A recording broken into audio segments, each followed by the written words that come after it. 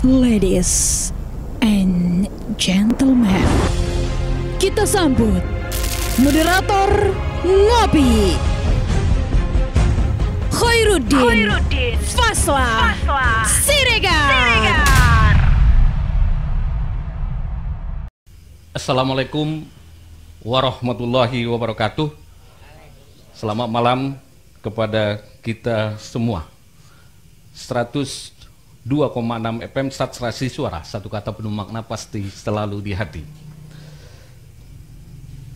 Dipancar luaskan dari Jalan AMD Lama, Kelurahan Kota Siantar, Panjabungan. Pada malam hari ini kembali kita menggelar diskusi publik acara ngopi di Radio Satsrasi Suara, satu kata penuh makna pasti selalu di hati. Malam hari ini kita mengangkat tema Bernyalikah Wakil Rakyat Menganggarkan Beasiswa. Pendidikan menjadi tongkat paling penting setelah kesehatan dalam memajukan kehidupan bangsa dan negara. Kemajuan pendidikan akan berbanding lurus dengan kesejahteraan. Namun pada kenyataannya, pendidikan masih belum sepenuhnya menjadi prioritas pemerintah, termasuk di pemerintahan Kabupaten Mandailing Natal. Kita dengarkan pengantar ngopi kita pada malam hari ini, Jumat 18 Oktober 2019. Bernyalikah Wakil Rakyat Anggarkan Beasiswa.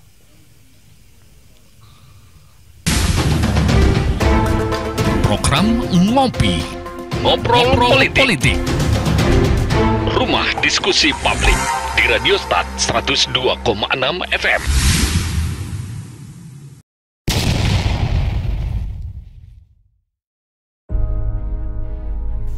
Amanah konstitusi untuk mencerdaskan kehidupan bangsa tertuang dalam pembukaan Undang-Undang Dasar 1945. Amanah mulia itu belum sepenuhnya menjadi prioritas, termasuk di Mandailing Natal. Masih banyak anak-anak berprestasi yang terlahir dari keluarga miskin harus mengubur impian mereka untuk bisa berpendidikan tinggi. Pemerintah tidak benar-benar hadir untuk mendukung mereka setelah keluarga tak sanggup. Beasiswa menjadi salah satu cara yang bisa digunakan pemerintah untuk menjembatani impian anak-anak cerdas yang nantinya bisa saja menjadi pemimpin di bumi Gordang 9 ini, atau justru pemerintah dan wakil rakyat tidak peduli dengan generasi masa depan.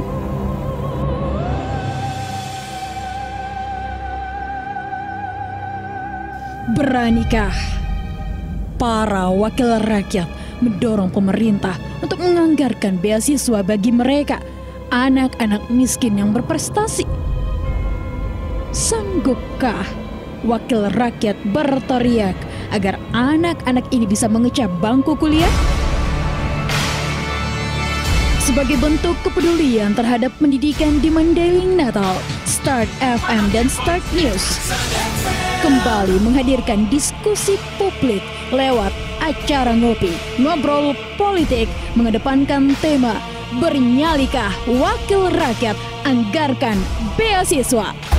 Menghadirkan Sekretaris Daerah Kabupaten Mandailing Natal Bapak Gozali Pulungan, Kepala Dinas Pendidikan Kabupaten Mandailing Natal Ibu Jamilah, Ketua Komite Nasional Pemuda Indonesia Mandailing Natal Bung Tan Gozali, Ketua Sekolah Tinggi Agama Islam Mandailing Natal Bapak Dr. Torkis Lubis, Anggota DPRD Mandailing Natal Bapak Budiman Borotan dari fraksi Partai Keadilan Sejahtera, Bapak Miftahul Falah dari fraksi Partai Kebangkitan Bangsa, Bapak Arsiden Batubara dari fraksi Golkar, Bapak Suhandi dari fraksi Gerindra, Bapak Saprudin Ansyari dari Partai Amanat Nasional, pengamat sosial politik dan pendidikan, Bapak Askolani Nasution, Bapak Insinyur Amin Daulay, Bapak Imran Lubis, dan dari Persatuan Mahasiswa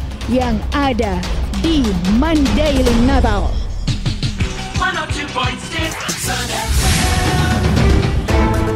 Program Ngopi, Ngobrol Politik.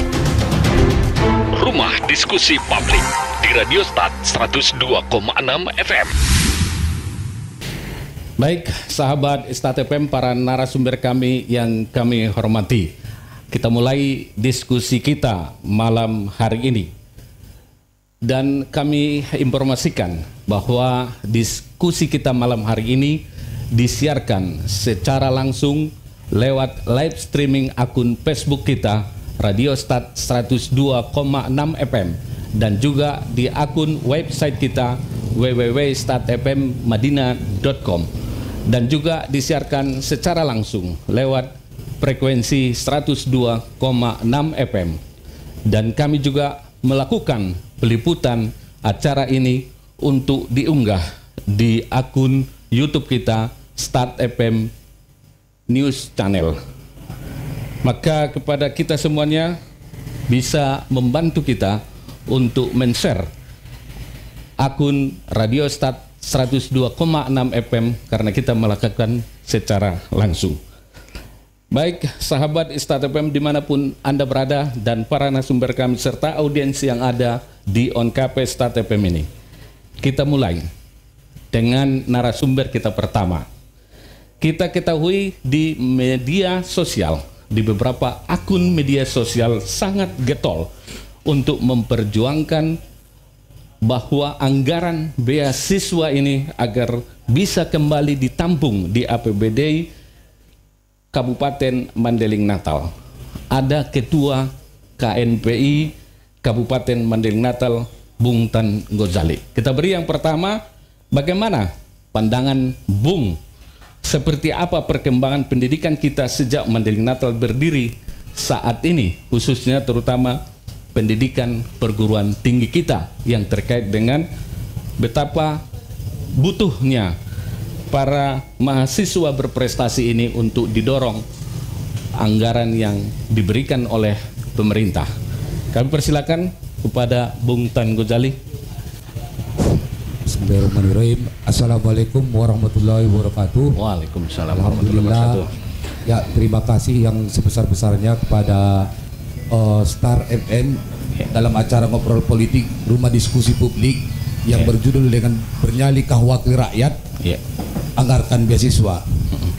Ini satu penghargaan besar bagi kami dan ucapan terima kasih yang sebesar-besarnya atas kesempatan dan ruang yang diberikan oleh Star FM yang seharusnya ini adalah kewajiban kami, baik dari KNPI begitu juga dari organisasi-organisasi mahasiswa yang membuat acara ini. Namun terima kasih yang sebesar-besarnya sekali lagi saya ucapkan kepada Star FM karena memfasilitasi dengan berjudul dengan beasiswa. Jadi yang terhormat kepada Abangda Bung Amin Daulay sebagai pengamat politik senior saya, pada Abangda Ansari Saparudin Ansari dari fraksi PAN yang hadir hari ini sebagai senior saya dan guru saya juga, pada Abangda Arsidin dari fraksi Golkar yang hadir pada hari ini. Ada 5 anggota DPR yang diundang, namun baru 2 yang hadir pada malam hari ini. Yang terhormat juga hadir di sini Kepala Dinas Pendidikan sebagai yang membindangi anggaran daripada anggaran beasiswa yang selama ini mulai dari tahun 2012 setelah pemerintahan Pak Hidayat Dahlan sampai 2016. Setelah 2016 terjadi kekosongan anggaran. Apakah kita tidak tahu penyebabnya? Kenapa anggaran itu terjadi kosong? Yang terhormat juga ada pengamat pendidikan dari praktisi pendidikan dari Stein hadir di sini Abangda Martua, Abangda yang mewakili Ketua Stein Tolkis. yang terhormat adik-adik mahasiswa yang pada hadir hari ini, Ya. staf Dinas Pendidikan, Ya. dan juga audiens yang dari kepemudaan ada di sini, Abang Da Anas Suheri, Abang Da Suaib. Ya.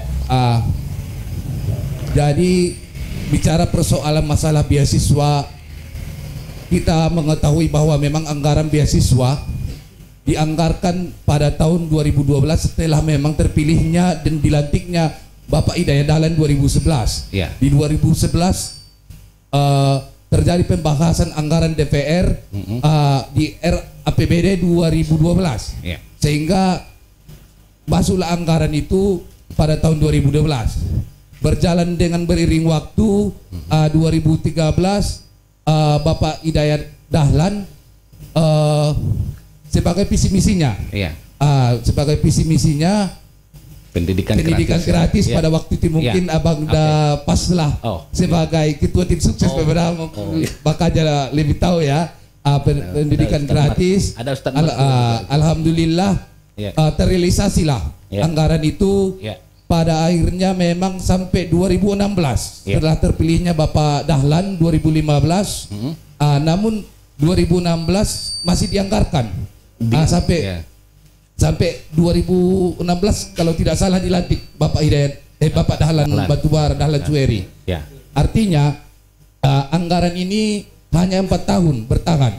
4 tahun setelah itu memang ada sedikit mungkin ketika memang pada waktu itu pendistributian beasiswa ini tidak tepat sasaran. Adanya memang diduga oknum-oknum yang ada di Dinas Pendidikan ini, sehingga memang ada beberapa organisasi mahasiswa yang unjuk rasa pada waktu itu agar beasiswa itu kembali diverifikasi ulang.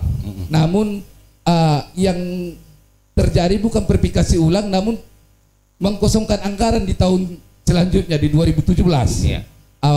Pada akhirnya 2017 kosong anggaran, 2018 kita beraudensi. Kalau tidak salah dengan Adinda Ketua PMI pada waktu itu Adinda Ilman, 2018 di ruang Dinas Pendidikan. Pada waktu itu memang masih Ibu Jamilah. Sebelumnya ini pun sebelum Ibu Jamilah, pada waktu itu kita sudah memang mengusulkan itu juga. PLT pada waktu itu Pak Daud Batubara. Pak Daud Batubara. Namun terjadi pergantian kadis. Akhirnya pada waktu itu mungkin di sini Ibu Jamilah menjelaskannya 2019 Ibu Jamilah berjanji Ibu Kadis Pendidikan untuk menganggarkan kembali.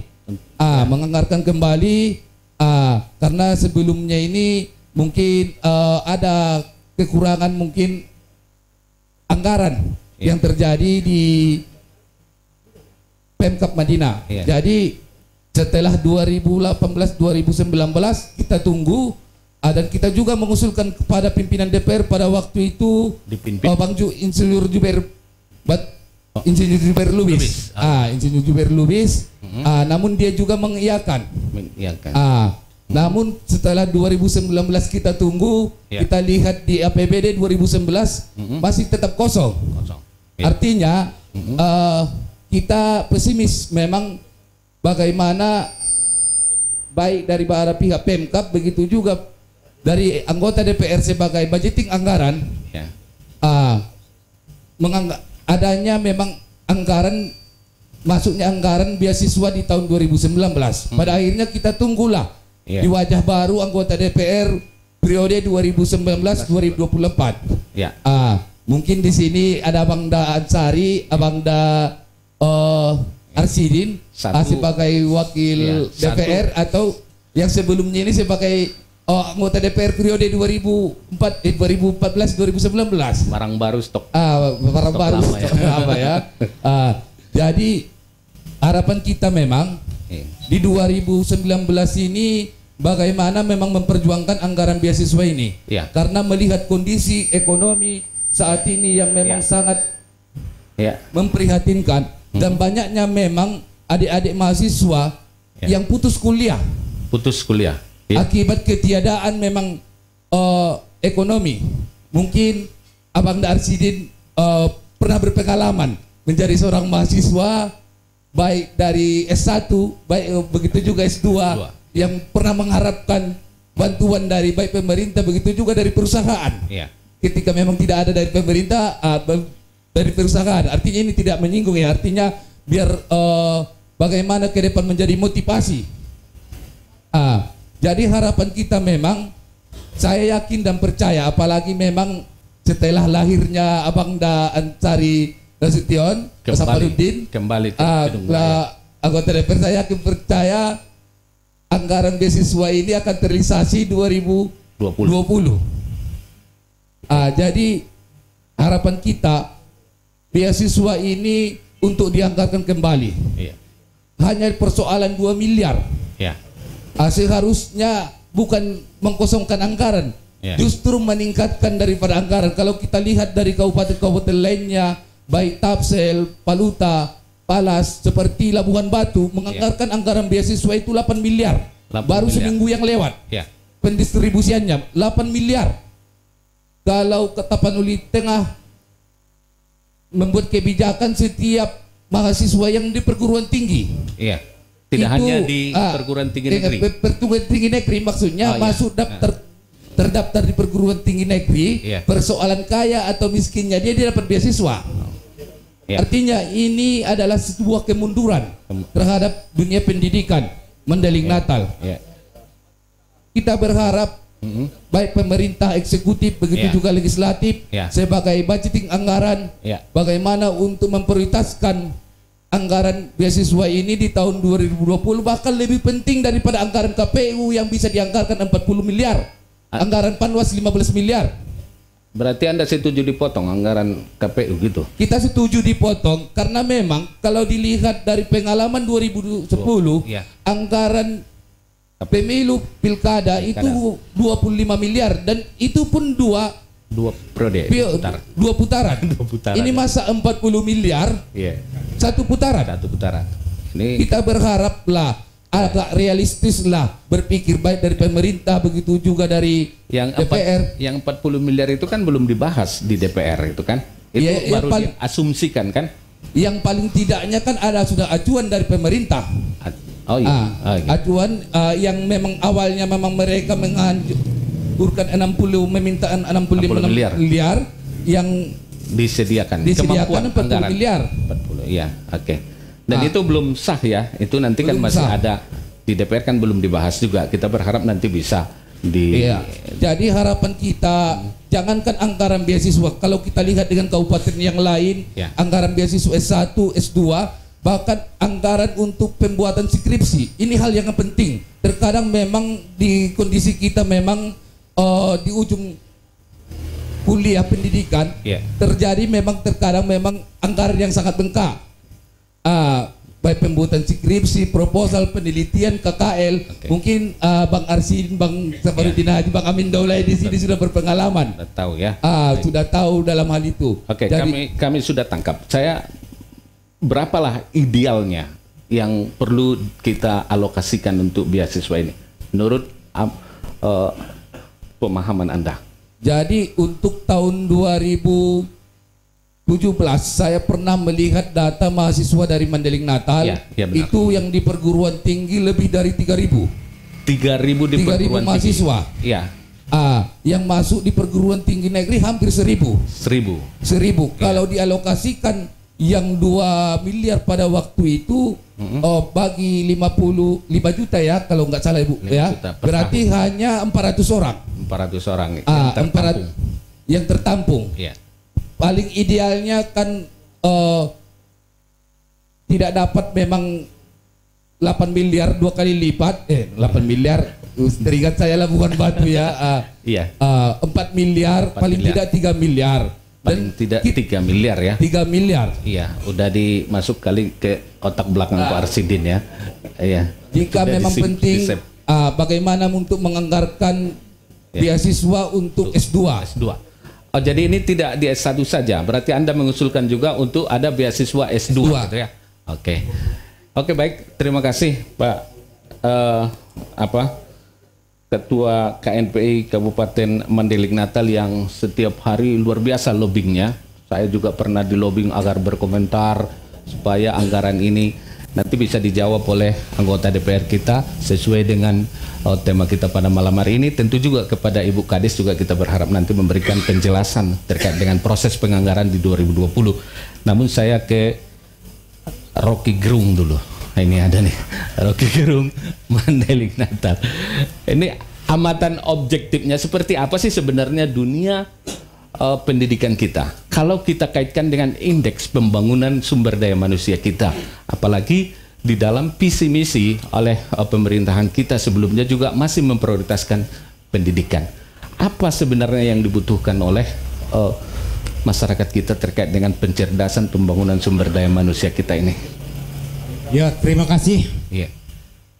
Saya mulai dari istilah di Mandailing Natal kita ini yang kita sayangi dan banggakan ini, di khusus di Mandailing Natal itu jangan tidak perlu apa yang dikatakan, ya. Tapi yang penting siapa yang mengatakan, kan begitu. Jadi kalau seseorang itu mengatakan posisinya enak, yang dikatakannya itu seolah-olah itulah kebenaran. Bagi saya itu tidak perlu. Saya lebih meniti pada suatu kebenaran. Sebelum saya menjawab bernyali wakil rakyat anggarkan beasiswa, lebih dulu saya melihat pemerintah ini kan. Sebelum saya jawab itu, blueprint pendidikan Mandailing Natal itu apa? Sasaran target yang kita tuju apa? Harusnya pemerintah melalui Dinas Pendidikan itu harus tahu sasaran pendidikan kita untuk meningkatkan kualitas sumber daya manusia itu apa.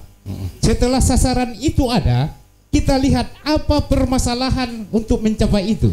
Bagaimana langkah-langkah kita untuk mencapai itu. Jadi ini kan salah satu meningkatkan sumber daya manusia di Mandailing Natal. Ini beasiswa ini salah satu. Tapi perlu saudara-saudara ketahui dan kita semua. Disinilah belakangan ini kan pemerintah memisahkan diri dari masyarakat. Pemerintah tidak mampu itu. Pemerintah kita melalui pendidikan atau semua stakeholder yang ada, lembaga, ormas dan lain-lain, tidak mampu membuat rangsangan bagi masyarakat menumbuh kembangkan bapak angkat. Ya kan? Supaya berbondong-bondong membiayai warga Mandailing Natal ini menempuh pendidikan tinggi yang berprestasi. Padahal ada perusahaan-perusahaan. Ada perusahaan yang kata notabene-nya orang Mandailing Natal kaya-kaya. Tapi kekayaannya itu hanya menumpuk harta yang notabene-nya mati, dia cuma yang diperlukan tanah itu 1 kali 2 meter. Yang berpuluh hektar itu tertinggal goodbye. Bahkan setelah sampai ke liang lahat itu diinjak-injak dengan tanah merah. Nah ini, tapi selagi masih hidup. Padahal di Mandailing Natal ini kenapa tidak ada pembangunan yang signifikan itu? Orang Mandailing Natal ini karakternya begini. Ini termasuk kita semua ini. Kalau segala sesuatu kita memberdayakan sesuatu, kalau tidak langsung kita nikmati, kita nggak selera. Artinya kata Mahathir Mohamad dari Malaysia, Indonesia ini tidak maju karena kita lebih hanya suka fardu ain dari fardu kifayah. Artinya kita menyekolahkan anak-anak berprestasi ini tidak gunanya bagi kita secara langsung. Makanya tokoh pendidikan, pemerintah, perusahaan dan lain-lain tidak ada gunanya itu. Ya satu sisi. Sisi lain juga yang kita bantu ini pun begitu. Waktu rektor IPB itu Andi Hakim Nasution, disinilah proses pemberdayaan yang luar biasa untuk Mandailing Natal. Tapi setelah mereka tamat menjadi profesor entah apapun titelnya, tidak begitu signifikan berpengaruh terhadap Mandailing Natal. Mereka hanya melenggak menikmati ini. Setelah mereka sukses, mereka bahkan lupa di mana itu Mandailing Natal. Ini persoalannya, ini pendidikan ini sangat kompleks. Jadi yang kita biayai itu pun beasiswa, evaluasi segala macam. Yang kita biayainya pun latah-latahan. Udah kita berikan beasiswa pemerintah, kehidupan dia di masyarakat dia tidak signifikan, tidak mewarnai masyarakat. Jadi dia nikmati aja 5 juta per tahun itu. Kalau untuk mahasiswa apa pengaruhnya? Gak ada itu. Takutnya diberikannya pada handphone handphone dan lain-lain. Harusnya tempo dulu dalam zaman saya dulu, begitu mahasiswa pulang kampung itu berubah. Itu menandakan seorang mahasiswa di kampung hadir dan pulang kampung. Dan kalau dia kembali ke kota meningkat itu kehidupan. Ini mahasiswa pulang kampung mengikuti apa yang ada di masyarakat itu. Kalau narkoba masyarakat, judi masyarakat main leng, ikutan dia leng. Padahal dia kita subsidi. Ya. Ini persoalan. Yang memberi subsidi juga nggak peduli kan? Ya. Pemerintah ini juga tak mau menganggarkan DPR itu. Kenapa pemerintah dan DPR tidak mau menganggarkan itu? Ya. Seperti tadi, orang nggak tertarik perlu kepayah. Lebih baik dibangun jalan jembatan parit yang jelas ada tanda petik komitmen P di situ. Beasiswa ini kan tidak ada potong memotong. Itu belanja habis ya? Belanja habis artinya yang saya anggarkan itu untungnya sama saya apa? Ya. Kalau saya jagokan menggali parit, P-nya sama saya jelas. Ya. Atau saya yang memborongnya kan begitu. Oke. Jadi DPR itu mentalnya juga begitu, pemerintah juga begitu. Jadi akhirnya Mandailing Natal ini makanya sampai sekarang IPM-nya tetap bertahan pada 29. Kalau BPS 2018 itu 29 atau 28, tapi kita memang sangat jauh sekali di bawah. IPM kita 29 dari 33 kabupaten kota di Sumatera Utara. Iya. Jadi yang notabene-nya tokoh pendidikan nasional sebetulnya ada di sini. Iya. William Iskandar ya kan. Ya. Tapi belakangan ini kita sok pintar, tahu segala-galanya.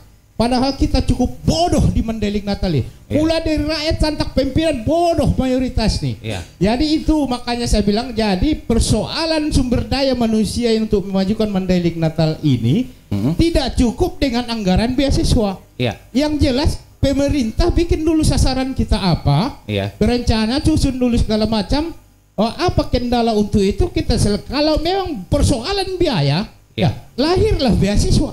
Ya. Kalau persoalan lain ya kita tanggulangi lain. Misalnya pemerintah, melalui dinas pendidikan libatkanlah MUI, ulama segala macam, supaya rakyat ini berbondong-bondong membiayai orang berprestasi. Karena itu juga ibadah, ya kan? Itu juga fisabilillah itu. Bukan hanya berjuang yang nggak taruhan menjadi teroris bunuh diri tolol namanya teroris bermujahidin. Nggak ada itu seperti itu kan? Jadi itu menurut saya kalau penganggaran ini kita anggarkan bun beasiswa sih, padahal pemerintah pusat udah membiasiswakan. Mahasiswa STAIN itu udah berapa bantuan pemerintah di situ? Ada bidik misi, ada STAIN bantuan pemerintah berapa di situ? Kalau memang manusianya tak mau juga, berapa pun anggaran APBD ini kita tumpahkan untuk pendidikan pun semua, pesta-pesta tak berujung. SDM itu tak tercapai juga itu. Saya rasa begitu. Jadi para dosen misalnya, para guru, jangan sertifikat yang banyak Bu di Mandailing Natal ini, tapi kualitas guru masih bodoh juga. Ya kan? Harusnya sertifikat itu kan menunjang kinerjanya, meningkatkan kualitasnya sebagai guru. Tetapi datang sertifikat berdikap dengan dia. Ya kan? Anak SMP beli Mio. Bukan, gurunya ini tetap bodoh, sertifikat apapun kita berikan, guru-guru ini tetap bodoh ini. Ya kan? Tidak bisa meningkatkan kualitas sumber daya manusia dan pendidikan itu. Sementara menurut saya demikian. Konkretnya tadi Anda setuju nggak kita masih dianggarkan di APBD kita untuk beasiswa ini? Saya tidak setuju itu anggaran beasiswa ini dianggarkan. Tapi lihat dulu apa sasaran pendidikan kita, lihat persoalannya, kita selesaikan masalah-masalahnya. Termasuk kalau menyangkut anggaran dia tidak membuat uang, kita masukkan program beasiswa. Kalau memang kurikulum mulai TK, PAUD segala macam tidak terurus pendidikan ini, waktu mahasiswa 100 juta pun kita kasih, kalau mental manusianya sudah rusak dari PAUD, tidak terurus pendidikan ini, percuma juga itu. Berarti kita perlu ke awal kembali. Ke awal pendidikan kita itu harus betul-betul mendidik, mencerdaskan, jangan kerja rodi, tinggal datang mengajar. Kualitas murid kita itu tak peduli, kita tanggal 1 tetap gajian kan begitu Pak Nabi Kuras. Jadi itu harus ada mindset pendidikan itu. Ibu, misalnya pendidikan, pemerintah harus merasa bersedih berapa anak usia sekolah yang gentangan nggak masuk sekolah. Itu anak-anak kita harus prihatin. Tidak ada waktunya sebetulnya kita tertawa dalam situasi Mandailing Natal begitu parah. Tapi kalau juga kita bersenang-senang dan tertawa, memang kita sudah sadis sebagai orang. Baik. Demikian, terima kasih. Terima kasih Pak Amin sebagai pengamat kondisi kita. Kita akan minta penjelasan dari Ibu Kepala Dinas Pendidikan. bagaimana bisa pemerintah ini mendorong peningkatan indeks pembangunan manusia. Tentunya tujuannya adalah sesuai dengan tujuan pendidikan nasional, Bu. Kita kan. Kemudian seperti apa sebenarnya perhatian pemerintah terhadap mahasiswa kita, apalagi dalam kaitan proses penganggaran beasiswa ini. Tapi Ibu Kadis sabar dulu, ditahan. Kita akan sejenak di sini tetap di Ngopi dengan tema bernyalikkah wakil rakyat anggarkan beasiswa. Kita tunggu setelah pesan-pesan berikut ini. 102.6